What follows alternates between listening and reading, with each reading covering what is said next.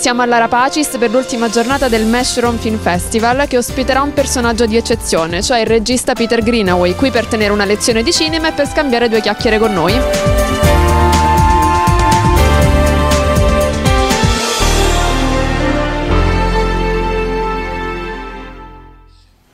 But I think ever since 1983, when the so-called visual digital revolution began, we can, I suppose, quarrel about that date, but as generally regarded now. I'll make it even more specific. The 31st of September in 1983, when cinema died. It died because cinema, as you know, ever since the Méliès brothers, way back, 1895, is essentially a passive preoccupation. And most people do not engage in the cinema, or have not until the present day, in any active way. But I think, though it's a little apocryphal, of course, the 31st of September 1983 can be said to be the date when the zapper, or the remote control, was introduced into the living rooms of the world. And although you are a long way from your television set in your living room, and perhaps all you could do with your zapper or remote control was to turn the television on and turn the television off, it was the beginning of the end. Because from that point on, in a curious way, cinema became active, proactive, interactive. You had choice, you could intervene. The audience became no longer a virgin, but became replete and enfranchised with the possibility of interfering with the image. And we know what's happened from 1983 to 2014. Huge amounts of sophistication. I think I can say this in a Roman Catholic country, though I suspect most of you are now all atheists, though your grandmothers were certainly Roman Catholics. There is a new Trinity abroad. It is not no longer God the Father, God the Son, and God the Holy Ghost. It's God the mobile phone, His Son is the laptop, and the Holy Spirit is now the camera recorder. I suppose a lot of people still have a lot of anxiety about this. A lot of people still believe, of course, the cinema is not dead. You know, the cinema of Casablanca, the cinema of our fathers and forefathers is no longer with us. And you as Italians certainly ought to know this. You were responsible for the most extraordinary splurge of cinematic activity. I suppose starts with La Dolce Vita and finishes with The Last Emperor. Where on earth has it all gone? Shame on you to have wasted it away.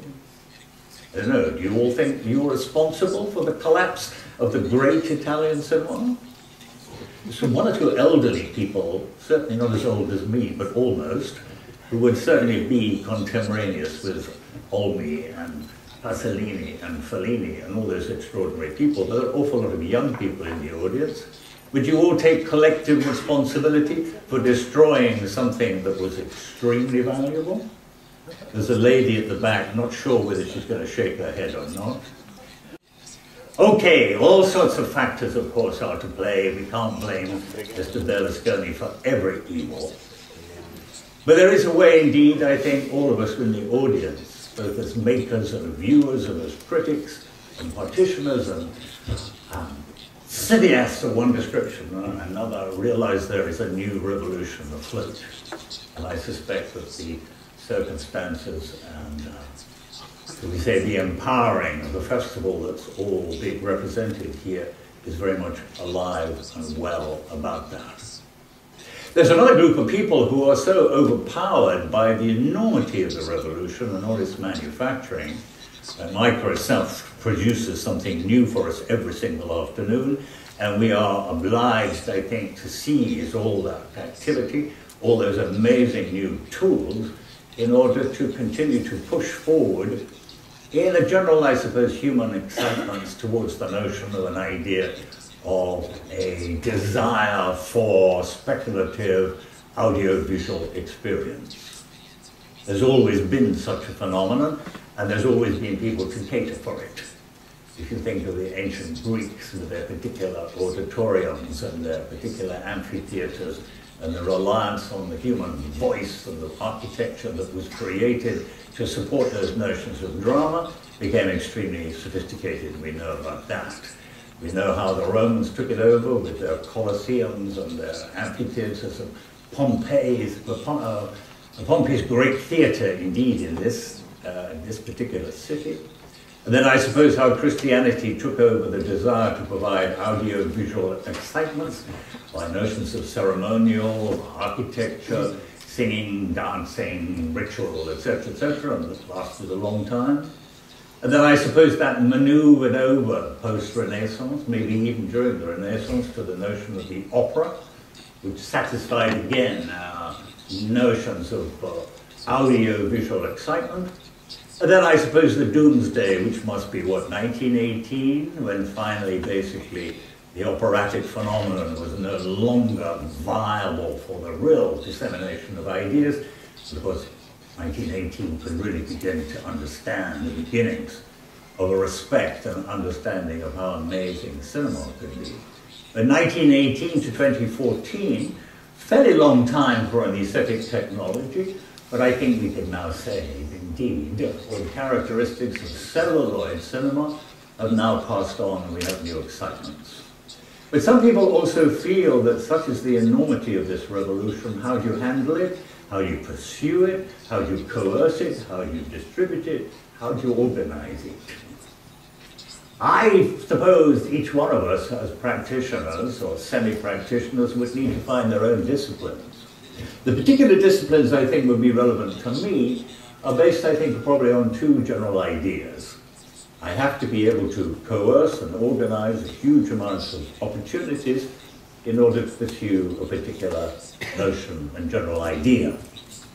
I think my first anxiety is the fact that the two prime areas, I suppose, of cinematic experience are what I would call the frame and the narrative. The frame, as you well know, is totally man-made. You will never find a frame in nature. Why is it we coerce, squash, contain, straitjacket the world inside a parallelogram, completely artificial and a convenience? It's a convenience, of course, that also supports notions of the theatre. Proscenium arch is the frame. And I suppose when painting separated itself from the notions of architecture around about, what, 1350, that was the beginning, indeed, for the theatre to copy painting, and ultimately the cinema to copy theatre, and television, of course, to copy both. But all in our magazines and newspapers, we still look at photographs and images of the world through a frame. You do not see me in a frame. I certainly don't see you in a frame. And I have a gyroscopic head like you, and eyes that never stop. So the notion of the frame is remarkably artificial, but obviously we all can understand it has great convenience. The second thing, more difficult maybe to explain and to express, because I think we're deeply prejudiced, is the notion of the story or the narrative. There's no such thing as a story or narrative in nature. It's a man-made phenomenon. We put our parallels down, our beginnings and middles and ends in a very, very arbitrary fashion, related to our own experience and subjectivity. So I constantly feel that cinema is the heir, indeed, to the notion of the artificiality of the frame and the artificiality of the narrative. And if we're really going to open up the boundaries of what cinema could be, then those two things certainly have to be deeply explored, and I would suggest to be changed. So ever since, I think, probably in about 1990, I've been trying very hard to see how it's possible to eschew notions of the frame and notions of narrativity in cinematic experience. Let me go a little further. We all know why cinema, well, from an outside point of view, is changing, is dying. Some people, certainly me, would say it's dead. Reasons of economics, reasons of the multiplicity of different ways we can now culturally explore, so cinema is no longer on its own. Habits to do, obviously, with enormous amounts of new technology, which have brought the frame and a narrative, in a sense, in a television screen into our households. I think there are seven televisions in my house in Amsterdam. I bet you all of you have more than one television in the places where you live. We're certainly in the age of the screen, there's absolutely no doubt about that, but I doubt anymore if we're in the age of the cinema. Those two things are not necessarily the same phenomenon. But I would think, and for me far more interesting, that the cinema would be dying from within because of what I would regard as four tyrannies. First of all, I've already mentioned the tyranny of the frame. The frame is no longer necessary. We can explode it, we can change it. Cinema is doing that, of course, ever since Abel Gance made Napoleon, playing around with 3 screens. That was quite primitive because it had to be organized with cumbersome 35mm projectors, which were very, very difficult to synchronize. And then, of course, that's exploded because with tape we can be so much more clever with the notion of the multiplicity of the frame. So I'm looking now for a non-singularity frame cinema, certainly notions of cinema on 360 degrees, or certainly to rather like the eye of a fly, to give you many, many, many frames, and not necessarily to always organize itself in the present tense, to be able to explore the past, the present, and the future simultaneously, to see rather like Picasso's cubism on both sides of the wall at the same time, and also to be able to engage in scale in a way we've never done before. I can give you the wide shot, the medium shot, and the close-up all at the same time. Those sort of engagements, of course, are not just relative to my particular practice. Everybody's doing it, but I think there's a huge amount of exploration. So my first tyranny then, when making cinema, is to be very conscious of the notions of the limitations of the frame, and if possible, get rid of it. The second, again, maybe I've already touched on it, is that we have a text-based cinema. We do not have an image-based cinema. Every single film you've ever seen, with remarkably few exceptions, and I would be very interested if you could bring me one, every film starts with a text. They used to say, didn't they, even if that text was on the back of a cigarette packet, but nobody smokes anymore, so I can't use that analogy. But whether your name is Godard or Eisenstein or Almodovar or indeed Tarantino, I bet you every film starts with a text. So there is a way we have a text-based cinema which is linked to the bookshop. I don't have to say the very obvious fact that one of the biggest, I suppose, filmic activities maybe of the last 12 years are goddamn Harry Potter and Lord of the Rings. And these we know because we can go down to the marketplace outside this theatre and buy those books very, very simply and easily. Although that's easy to say, going back to our luminaries, Eisenstein, Godard, and Tarantino, all their products always have a deep, deep association, seminally, with the notion of text.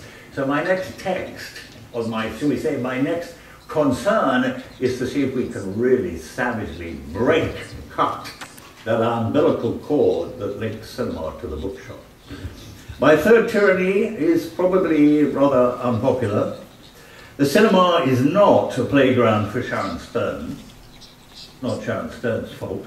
It's the way we've organized our uses of actors, which is still very primitive, very embryonic, and not much different from the way that Chekhov organized his actors on the stage in the 1880s in St. Petersburg. We still, I would denigrate the notion of the actor into realms of pretense, of not being able really to exploit them as people. There is still that old 17th century phenomenon that all actors are prostitutes. We still use them as amanuensis for our own particular desires and identities and catharsis. And I think that desperately underestimates the use, probably, of actors and actresses. Are there any actors and actresses in the audience? I'm about to insult you. Oh, there's one man boldly putting his hand up. Don't you think, sir, that really an actor or an actress is only somebody who has been trained to pretend that they're not there? Yes? Isn't that in the moment we find a suspension of disbelief because you make some bad move and create some bad acting, you're lost and we're lost too. So this curious thing is about, am I there, am I not there, what am I doing? How am I organizing in order to be able to express ideas and emotional content? Very strange. I congratulate you for being an actor, but I certainly don't envy you. The fourth tyranny, I feel maybe it's perhaps the most contradictory of all. And there is a camera looking at me there. We have to get rid of the camera. Now that really sounds, doesn't it, primarily contradictory. But the camera is an extremely stupid item with no intelligence, however clever the cameraman, sir, you in the yellow t-shirt, or your studio manager or your producer. There is a way that the camera can only simply record what you put in front of it. It's an object of mimesis. And I often feel that the way peculiar that cinema created may be a, I suppose, unfortunate beginning. If we make a comparison with measuring earthquakes, it's like this camera has introduced itself into the world at Richter 6, whereas it should have been there at 0. Let me give you two quotations. I think the two greatest visualists of the 20th century are Eisenstein and Picasso. Picasso said, "I do not paint what I see, but I paint what I think." And Eisenstein, who goes in 1929 to Mexico to make a film, passes through California, and he meets Walt Disney. And Eisenstein, who I sincerely believe is the greatest film director we've ever had in 119 years of cinema, actually said that Walt Disney was the greatest and most perfect of all filmmakers, because, thinking of that comparison of earthquakes, he really started right on the ground. He really started at Richter 0. He starts with a blank screen, no nemesis, no idle reproduction of the world. He creates that world, and of course Eisenstein is referring to Disney as the ultimate filmmaker, who's essentially a cartoonist, a man or a woman who starts from ground zero, with nothing there to begin with. I'm quite sure that Eisenstein appreciated the irony of what he was saying, because I'm sure, like all of us, he would regard Eisenstein not only as an anti-Semite, not only as an extremely good businessman, but also probably as an extremely good craftsman. But I think that those two notions, we can link that up again. Picasso says, "I do not paint what I see, but I paint what I think." Eisenstein says the greatest film director is Walt Disney, and Rembrandt said, "Just because you've got eyes doesn't mean to say that you can see." These are sort of guidelines which I've made for myself, so I need to avoid these four tyrannies, or abrogate them, or organize them, or make the questioning them no longer relative, and I sincerely have to worry about the abrogation of the notion of the story in the frame. Now, you all might have different ways of organizing how you want to be associated with cinema, post-cinema, pre-cinema, whatever we call it, and those would necessarily be your guidelines. Okay, what I'd like to do now, maybe, is to try and, with those thoughts in mind, show you various examples, all of them quite recent, probably all made in the last 3 or 4 years, where I have certainly tried to make a big embrace of the digital revolution and find ways and means of acknowledging a world full of screens, but not necessarily a world full of cinema anymore. One of the things that even in this country, in Milan, about 4 years ago, made me think about the notion of what do we mean by the relationship of that phenomenon, parallelogram, and you. You seated in an audience in a minute which will go dark. Man is not a nocturnal animal. What on earth are you doing in the dark? Second, you're all going to be looking in one direction, and as Godard famously said, if you're doing that, it means that 2/3 of the world is behind your head and is somehow irrelevant to your experience. That doesn't seem to be physiologically very satisfactory. And if you practice the apogee of the cinematic art, which is surely the 120-minute long feature film, that means you're going to have to sit still for 120 minutes, and even in your beds last night, your body was never that still for 120 minutes. So sitting in the dark, looking in one direction, being still, is surely really not a very sophisticated physiological situation for you and your body. So that would also suggest that cinema somehow has to become more active. Maybe one of the reasons that could be solved is to go back to the notions of where cinema came from. Supposedly came from the fairground or the circus, and certainly from the theatre. And there is a way that theatre is a three-dimensional experience, although everybody in a theatre probably, hopefully, can see the screen or see the stage. That viewpoint is not necessarily the same for you, lady, as it is the same for you, lady. So opera and theatre is essentially a three-dimensional experience.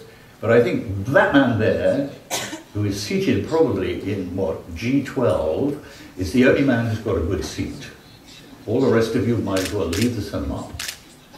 He is in the position from where the cameraman took the pictures.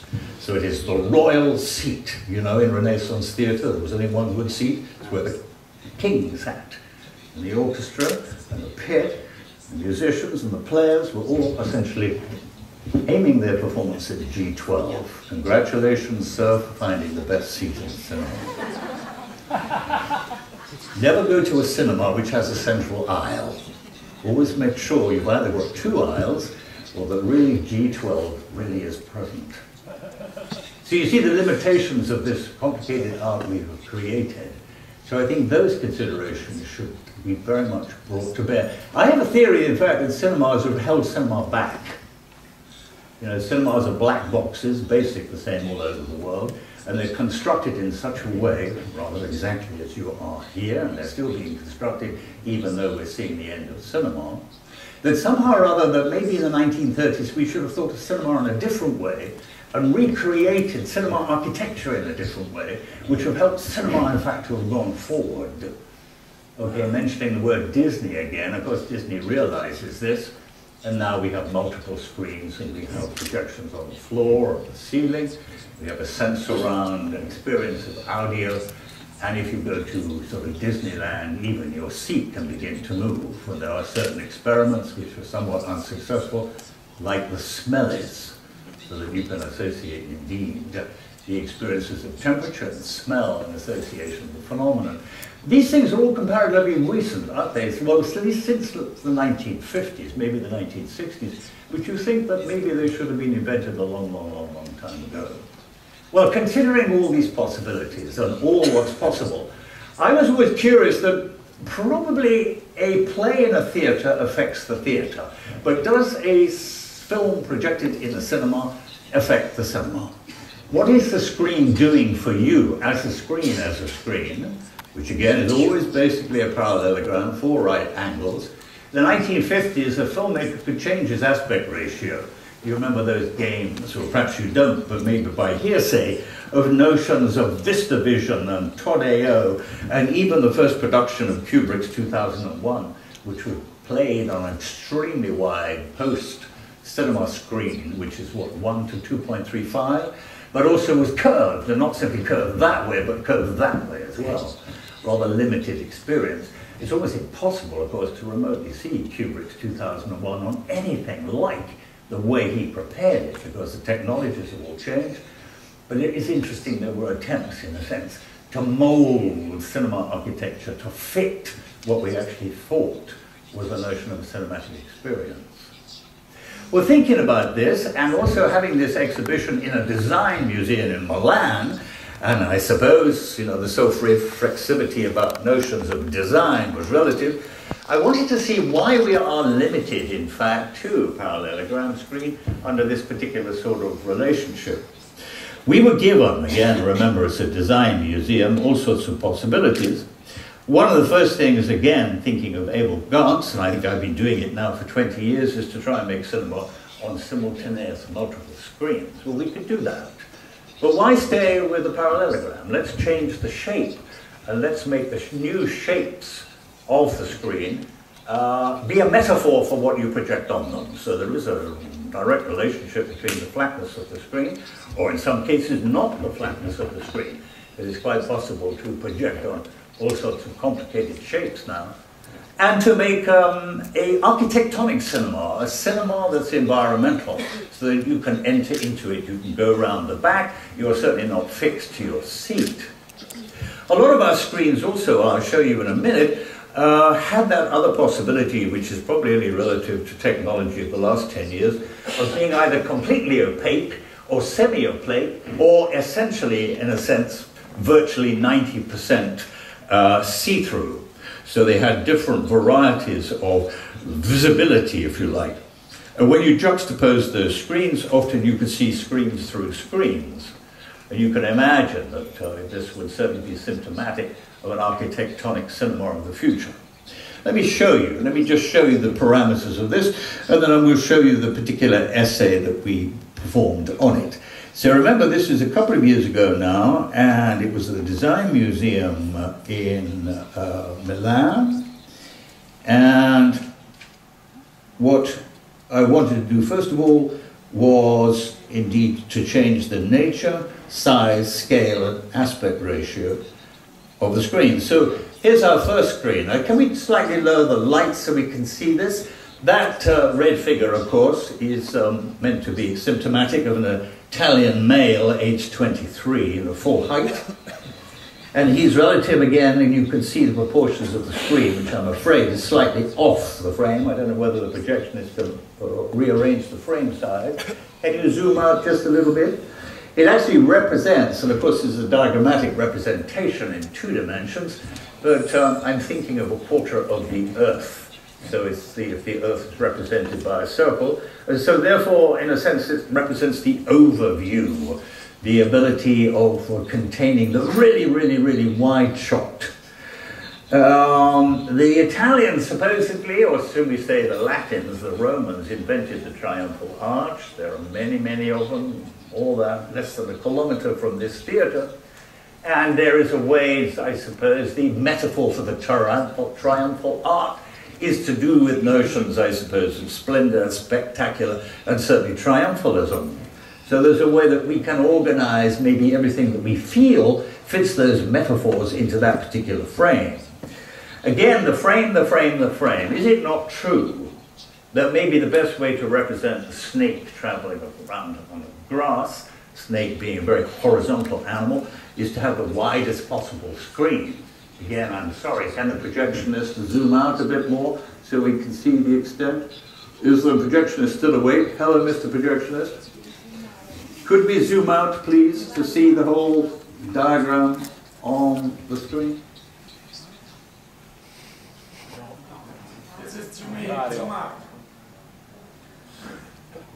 Other way.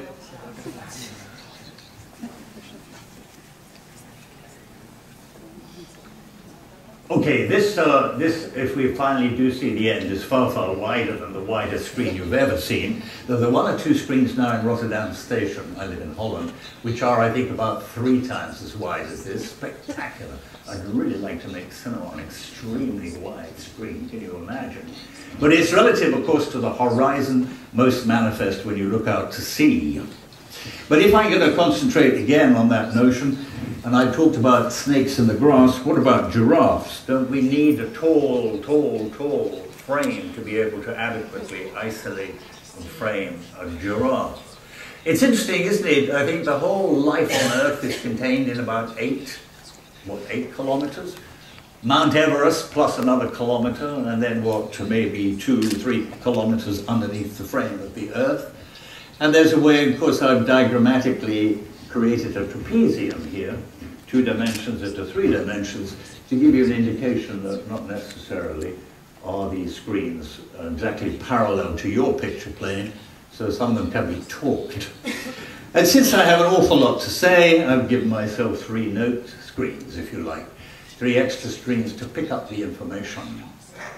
Okay, in general terms, and I don't want to be so slavishly particular that all the wide shots have to appear on the wide screen and all the small shots, the close-ups, and the details and the still lifes have to appear on the small screen. These are the parameters. Now remember, the size is indicated, of course, by that gentleman there, that little red dwarf there. And you can go around the back and you can take up, you're not limited to G12, you can maneuver, you can find your own space. Just like you do when you came to this building. You are not rigidly created and rationed only with 1 square meter, 2 square meters to stand in. You are free to move. All right, well, the subject matter then, which is relative to, I suppose, Italian design. The original parameters of the exhibition were Italian design from, I think, 1945, the end of the Second World War, up till, I think, about the year 2010. I wasn't allowed to initially do much before that because it became another sort of subject matter altogether. And surprisingly, I was not supposed to include designers who, although they might be very old, were certainly still alive, because it created too much notions of Italian jealousy, but maybe that's another phenomenon. Anyway, have a look on what we did. I have to make a comment. One of the reasons why you were invited into this auditorium late, because we were struggling to get the right color balance. I take a certain pride in making extremely well-wrought images on very, very 4K high definition, and of course that will only be valid in camera terms if it's also valid in projector terms. And so we're all demanding extremely high resolution in theatres like this, but unfortunately it's not always possible. So some of the colour balances, I'm sure you'll recognise at once, are unsatisfactory. Let's have a look.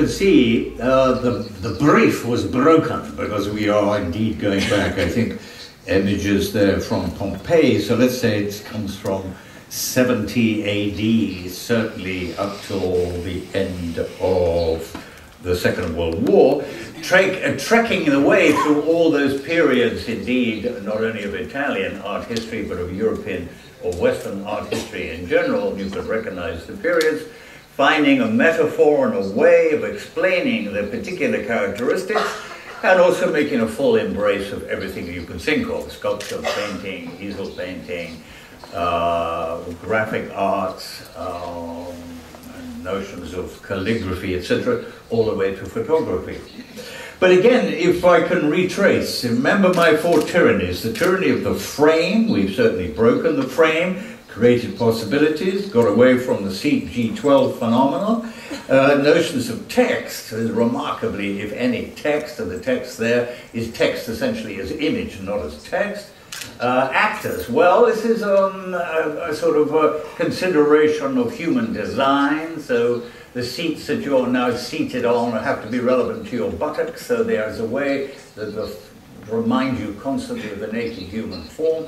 A lot of you are wearing glasses in the room. Those glasses have to be related to the shape of your face, so again, the physicality of the human form is omnipresent.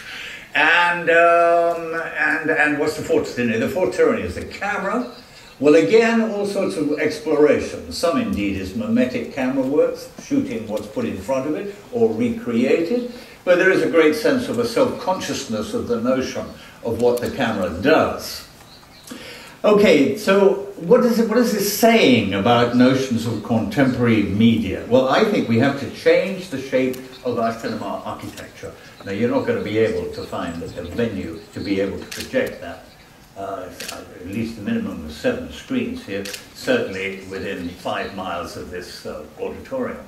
But there is a way which, as I'm sure you've all been to Times Square in New York, has 126 screens. Can you imagine what cinema could be with that diversity? Those screens are all not organized, always flat to you as you sit or stand in the middle of the traffic jam in Times Square. They're all at different angles, different proportions, different heights, to create an environmental notion of a singularity of cinema. I certainly believe that, and there's some indication it's already beginning to happen. Anybody been to a concert of Lady Gaga or Beyonce? These people well understand what's happening here and the potentiality of it. But why should it just remain in the hands of those particular people? It's for all of us both to make and to endure.